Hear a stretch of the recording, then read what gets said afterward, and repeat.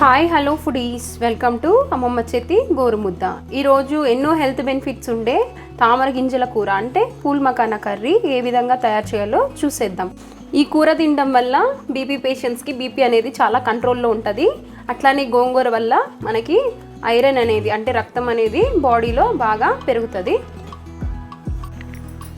గోంగూరని ఈ విధంగా పచ్చిమిర్చి వేసి ఉడికించుకోవాలండి. నెయ్యి వేసి పూల్ మకానాని బాగా ఫ్రై చేసుకోవాలి.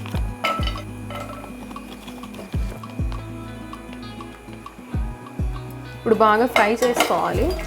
మనకి క్రిస్పీగా వేగితే పూల్ మకానా వేగినట్టే.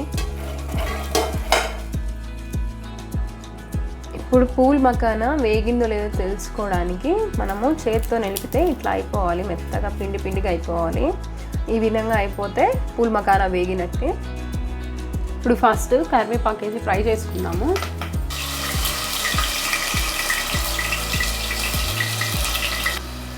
నెక్స్ట్ ఉల్లిపాయలు, నెక్స్ట్ రుచికి సరిపడా సాల్ట్, నెక్స్ట్ టమాటా వేసుకోవాలి. టమాటాలు వేసి బాగా వేపుకోవాలి. నెక్స్ట్ కొంచెం పసుపు వేయాలి. నెక్స్ట్ కారం వేసుకోవాలి. నెక్స్ట్ ధనియా పొడి. ఇప్పుడు ఈ విధంగా ఉడకబెట్టుకున్న గోంగూర అంతా దాంట్లోకి వేసుకోవాలి. ఇప్పుడు గోంగూర బాగా ఉడికింది. ఇందులోకి పూల్ మకానా వేసేసుకోవాలి.